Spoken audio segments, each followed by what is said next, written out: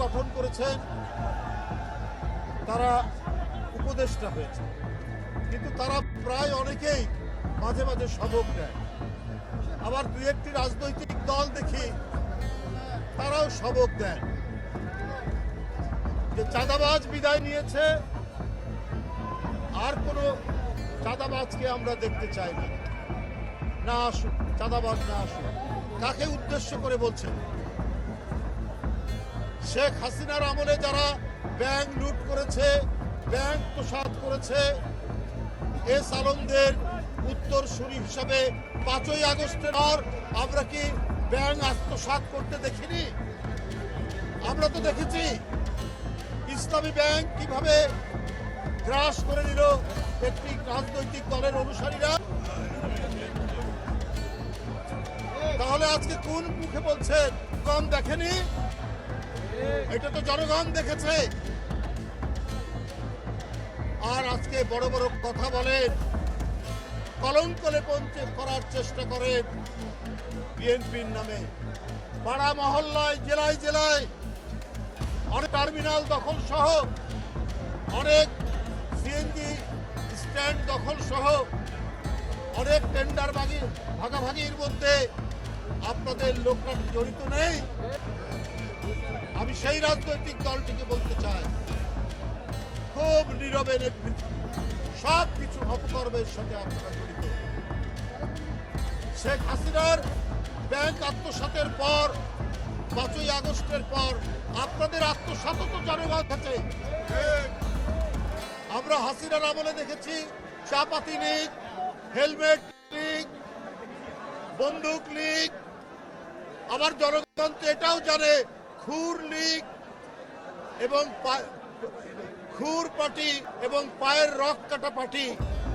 এরা কারা? এদেরকে জনগণ জানে না? পায়ের রক কাটে তাদেরকে তো জনগণ ঠিকই জানে, চেনে। খুব ঘোলা পানিতে মাছ শিকার করার চেষ্টা করছে। আপনাদের 71-এর অর্জন কি? আপনারা 71-এর বিরুদ্ধে জিয়াউর রহমান স্বাধীনতা ঘোষণা দিয়েছেন। এই গৌরব বিএনপি, 71-এর গৌরব, 90-এর গৌরব, এই গৌরব বিএনপি। কারণ সেদিনও আপনারা শেখ হাসিনার সাথে আঘাত করে আপনারা এর সাথে আরেক সংবাদ সম্মেলন এখানে আপনারা সেদিন জাননি এরশাদের কুলাঙ্গারের নির্বাচনে, 86 সালের নির্বাচনে, এটাও তো জনগণ দেখেছে। কিন্তু বিএনপি সেই নির্বাচনে যায়নি। তার নেত্রী বলেছিলেন দেশের এরশাদের অধীনে কোনো নির্বাচন করবো না, স্বৈরাচারের অধীনে কোনো নির্বাচন। আপনারা মঈনুদ্দিন ফখরুদ্দিনের, ওরা গণতন্ত্রকে ধ্বংস করার জন্য এবং একটি ভয়ঙ্কর হাসিনার স্বৈরাচার কায়েমের জন্য এসেছে। তখনও সেদিন আপনারা বদ্ধ করেছিলেন তার নির্বাচন। এটাও তো জনগণ জানে এবং জনগণ দেখে। আপনারা তো ইসলাম নিয়ে রাজনীতি করেন। ইসলাম মানে কি বারবার মুনাফা করা? ইসলামের মর্ম বাণিত হচ্ছে তুমি যে অঙ্গীকার করো সেই অঙ্গীকার তুমি রক্ষা করবে, এটাই তো ইসলামের বাণী। বন্ধুরা আমার, বিএনপির সেই ঐতিহ্যের পতাকা ধারণ করে, যে ঐতিহ্যের মধ্যে আছে জনগণের কাছে অঙ্গে বিন্দুমাত্র বিএনপি পশ্চাৎ প্রসারণ করে না।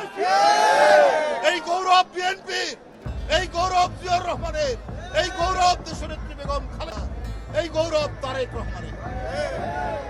তাই বন্ধুরা আমার, 71 থেকে আপনার 5ই আগস্ট পর্যন্ত গণতন্ত্রের প্রশ্নে কখনো মাথা নিচু করেনি।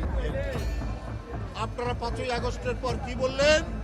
ভারতের সাথে আপনারা উন্নয়ন করবেন, ভালো কথা, আমাদের আপত্তি নেই। আপনারা আওয়ামী লীগকে ক্ষমা করে দেবেন। আপনাদের নেতারা মাওলানা সাইদি সাহেব, সেই সাইদি সাহেবের বিরুদ্ধে মিথ্যা সাক্ষীর জন্য সুকরঞ্জন বালিকে গোয়েন্দা পুলিশ ধরে নিয়ে গিয়ে তার শরীরে ইলেকট্রিক শক দিয়ে কালকেই দেখবেন তার সমস্ত বয়ান এসছে।